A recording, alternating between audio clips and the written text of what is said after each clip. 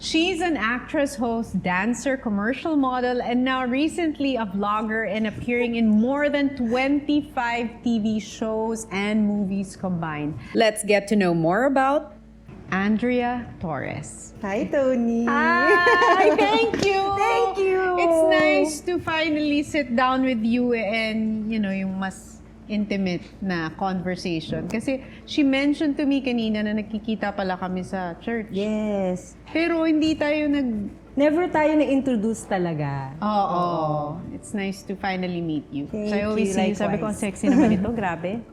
Ikaw! Pero yung sa'yo talaga, babawu.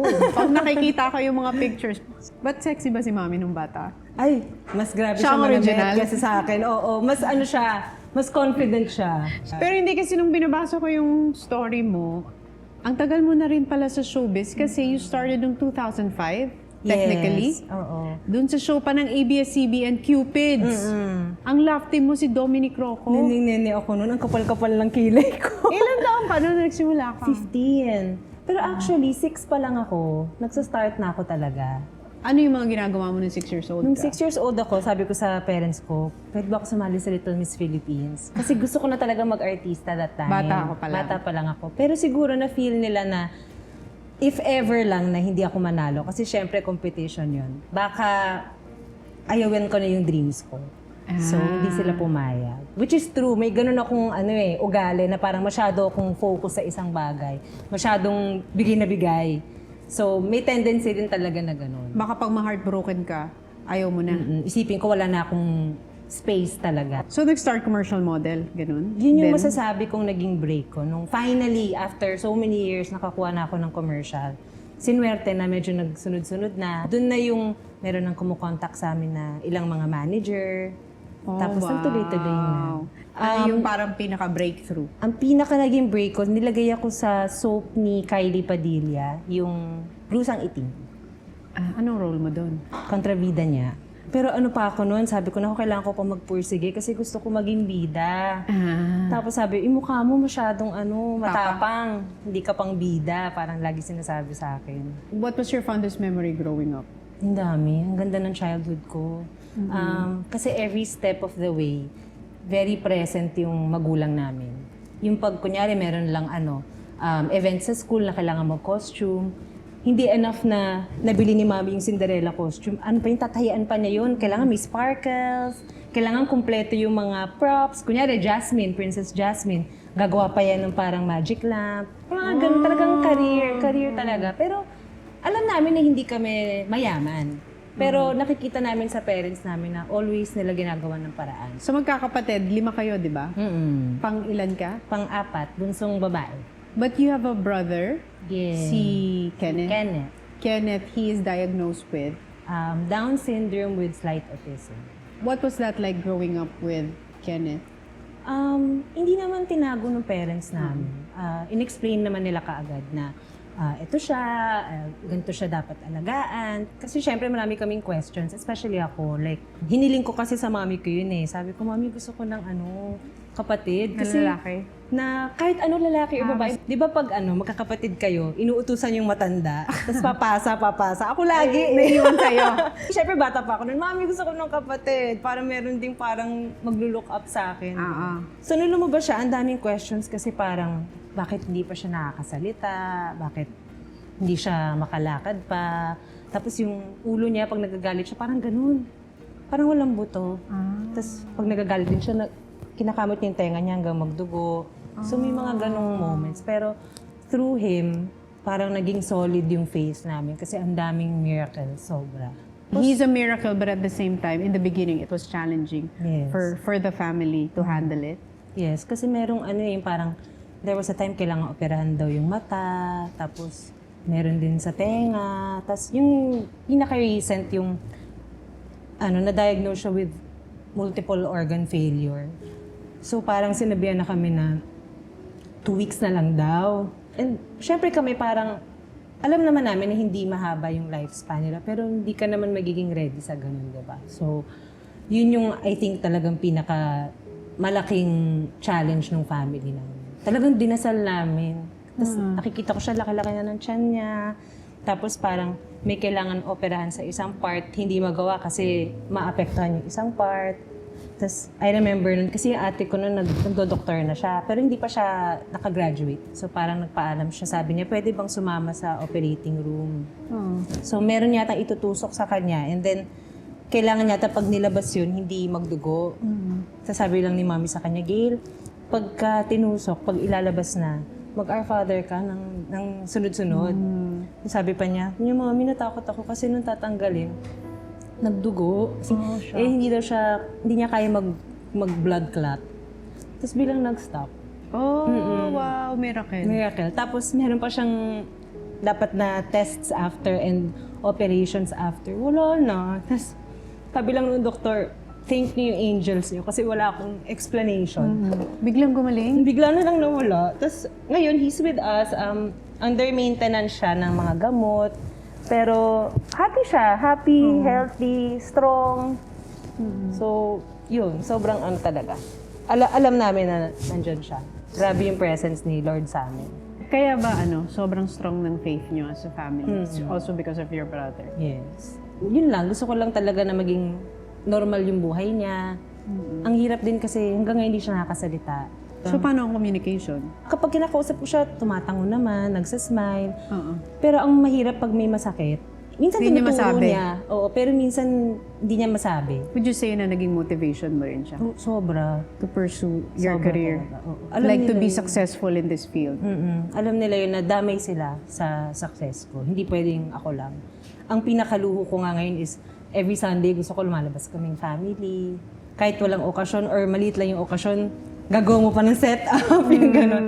Sobrang ko sa family ko kasi sobrang blessed ko sa department na yun. Ano bang dream mo talaga in showbiz? Like, your main goal that you want to achieve in the business? Gusto ko magka-movies, gusto ko magka-endorsements, gusto ko magkaroon ng foundation, especially dun sa kapatid ko. Parang gusto ko buhayin yung awareness ng tao sa Down syndrome. Kasi ngayon, parang hindi ko lang din masabi minsan. Siyempre, hindi ako confrontational na tao, pero meron pa rin mga nagjo-joke about them. Minsan may nakakahalubilo ako na parang ginagaya nila. Siguro hindi nila alam na may kapatid akong ganon. Tapos minsan, syempre, pag nilalabas mo sila, nakikita mo, minsan may nai-irritate pa rin na parang minsan na lang siya makalabas, hindi naman niya alam yung ginagawa niya, di ba? Hindi naman siya aware. So, Yung judgment. Para mas magkaroon ng awareness yung tao so when they see one, they'll be more compassionate. yes. Tapos, di ba, parang your career was slow but steady. You're getting good roles, you're getting the good breaks. But it became controversial when you got into a public relationship. Di ba? Nung 2019 or 2018 Parang ganun. with Derek. What did you learn about yourself after that relationship? Doon pinaka naging close yung relationship ko with the Lord. Super pray talaga ako kasi syempre parang, paano ba to? Syempre may mga iba nagagalit kasi hindi ako Salita. nagbibigay ng details. Hindi ko naman ikaliligaya na mabash yung tao or parang for me lang, walang maidudulot na mabuti pag nagbigay pa ako ng details kung bakit kami nag-break. Kasi obviously, hindi naging maganda yung paghihiwalay namin. So, parang okay na sa akin na nakausap ko yung mga taong involved. Pero di ba pag dumadaan ka sa heartbreak, may natututunan ka? Anong natutunan mo sa heartbreak na yun? Siguro to love myself more. You went through depression. Paano mo nalaman that you were going through depression? Nagpa-diagnose ka ba? Pumunta ka sa therapist? Hindi naman, psychiatrist? pero parang nababasa-basa ko rin kasi online. Kasi parang wala ka ng ganang gumawa ng kahit ano. Ayaw mo nang tumayo. Nawala ng will. Oo, tapos every little thing iniiyakan mo. Parang lahat nagtitrigger sa'yo. Yung ganun. Na ang layo-layo sa Andrea na Personality yung mo. usual na Andrea na masayahin, na laging positive. Allergic ako sa negative eh. Pagka na-feel kong may nega na, shift ko agad yan eh. Pero nung time na yun talagang wala. Parang ang dark. Bagsak talaga. Oo. Anong nag-trigger dun sa depression? Meron kasi ako ugali na hindi ko sinasabi, hindi ako vocal na tao. Minsan sinasarili ko na masyado. Paano mo na-overcome yung stage na yun? Prayers talaga. Doon ako unang nagbasa ng Bible na talagang yung inaaral mo na talaga. Yung part na siya ng everyday life mo. Kung 7 o'clock nagigising yung mga tao sa bahay, 6 gising na ako. Kasi yung 1 hour na yun, for me lang yun and the Lord. So yung na-depress ka, hindi ka nag-therapy, Hindi. nag-psychiatrist, psychologist, you didn't seek professional help. So you just strengthen your faith. Yes. And yun yung nag-church na ako. Ang nilapitan ko yung mga taong alam kong parang meron deeper understanding kay God. May mga times pag kinakausap ko siya, kinikilabutan ako eh. Kasi dahil ko siya kinakausap, minsan naliligo ako, Lord. Ganyan. Kaya parang feeling ko, kasama ko lang siya. Ganyan. Kaya nga may mga ibang tao, di ba sabi, ayaw nilang kumain mag-isa or lumabas mag-isa. Ako, comfortable ako doon. Kasi feeling ko lagi ako may kasama. Oo. Introvert ka ba? Oo. May misconception ba sa'yo, yung mga tao? Akala nila dati, ako, wild. Siguro dahil nagpapasexy ako. Kala nila wild ako, kala nila maingay na parang party girl, ganyan. Nagugulat sila kasi parang pag nakakasama doon nila ako, ay, ang manang. Stuck in the 90s daw ako. Siguro kasi yung 90s, yung time na hindi pa ako artista. So parang comfort zone ko siguro yun. Pag sinasabihan ka ng sobrang sexy mo, sobrang ganda mo, ano na-feel mo? Actually, parang 7 years bago nila ako napapayag na magpa-sexy. Talaga? Oo. Kasi nga parang Kasi hindi, sobrang hindi ko siya sexy mo nga. personality, parang ganon. Pero ngayon, ang nafe-feel ko, syempre, nafa-flatter ako dahil pinaghirapan ko yun. Oo. Ang hirap mag-gym, ang hirap mag-diet, ganyan. Mahilig kasi ako kumain, tapos Ang sexy tabain mo. ako, ganyan. Tabain ka? Oo. So ngayon, buhay atleta talaga ako na grabe mag-gym. So grabe pinaghirapan mo disiplina. tong katawan na to? Oo. Kaya yun lang yung nafe-feel ko na, ay thank you kasi pinaghirapan ko. Oo, yun. effort talaga to. Effort Oo. Yung to. nakikita nyo sa mga picture. Oo. You're single now? Mm-mm. Dating? Hindi ngayon, hindi at the moment. Pag bugso-bugso, may time na oo, may time na hindi. Oo. Pero you're open to falling in love again? Oo naman. Mm-mm. Is there anything that scares you? Kasi syempre nasa age ka na rin na iisipin mo na kung may time pa ba ako magkaroon ng maraming anak. Yung mga ganun. So hopefully, at least 2 man lang. Kayanin pa. Oo. Oo. So nandun ka na sa stage ng buhay mo ngayon na you're ready to settle down. Oo. Wow. Oo. With the right person. Anong hinahanap mo sa isang lalaki? Gusto ko yung tulungan kayo sa dreams ng isa't isa. Ako naniniwala ko na gano'n na parang hindi dapat na iko-kompleto ka ng tao, pero dapat kompleto ka na as is. Happy ka na muna mag-isa at sa kung ano yung meron ka. Para pag nagsama kayong dalawa, parang mas lalong lalaki yung mundo ninyo. Sa relationship, anong hinahanap mo? Gusto ko syempre God-feeling. Gusto ko yung idea na pwede kami mag-pray together. Gusto ko yung close sa family, masipag. Mas gusto ko syempre na wala sa showbiz. Pero if ever ang ibigay sa akin nasa showbiz, as long as siguro pareho kaming kaya naming hiwalayin yung work sa relasyon namin talaga.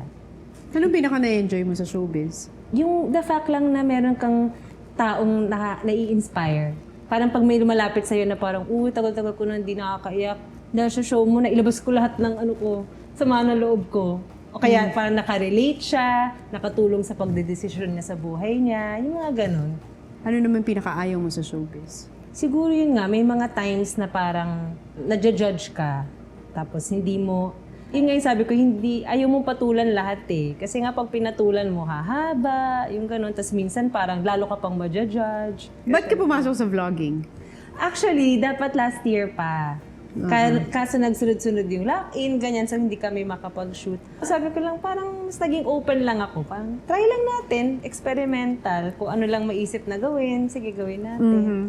Para rin siguro makita nila yung ibang side ko naman. Meron din ako makulit na side, meron din akong poelang side, and cowboy na side, ganyan. Yes. Kasi ang dami kong gusto ma-experience, so parang ang ganda rin na ma-document yun. Gusto kong mag-travel mag-isa. Kasi Never mo pang ginawa yun? Never pa. Ako lang Wow. talaga. Kasi favorite ko yung Eat, Pray, Love. Yes. Anong dream destination mo na puntahan? Gusto kong pumunta ngayon sa Bali. Kasi feeling ko, sakto lang yung layo. Kasi syempre medyo natatakot din ako ng slide. Lalo na pag mag-isa ka. Oo. So at least medyo malapit-lapit Tapos babae. pa lang. Oo. Tsaka may ugali din kasi ako pag nagta-travel kami na hindi ko makipagkwentuhan. So parang feeling ko lang may enjoy ko talaga. What are you most proud of sa sarili mo? Na hindi ako nagbago. Tuwang-tuwa ako pag sinasabi nila na kung paano daw nila ako nakilala before, ganun pa rin ngayon. Yun naman talaga yung gusto ko. Parang never kong gustong mabago ako nung industriya na pinasukan. If there's one thing that you like about yourself, ano yun? Siguro yung may takot ako sa Diyos at lahat ng ginagawa ko, parang may effort talaga na hindi makasakit sa ibang tao. If there's one thing that you want to improve on sa sarili mo, ano yun? Siguro sana marunong ako magsabi ng mga gusto kong sabihin pa. Parang kunyari kung hindi ako sang-ayon, sabi nga nila may way naman na magsabi ka ng reklamo mo or ng concern mo ng hindi ka makaka-offend, pero hindi ko pa siya masyado na ma-master. Parang you have a hard time saying no? Oo. Ganun? Tsaka parang, kung makikita kong may chance na magkaroon ng misunderstanding or wag na natin pag-usapan. Oo. Hindi ka talaga confrontational. Hindi ako confrontational. How would you describe your journey sa showbiz? Slowly but surely talaga. Slowly, but very fulfilling. Very fulfilling. Ang daming life lessons na nakuha ko. And the greatest life lesson na nakuha mo sa pag-artista is? Hindi mo dapat ipagpalit yung values mo, yung faith mo sa kahit anong temptation. Mas mas magiging buo yung buhay mo.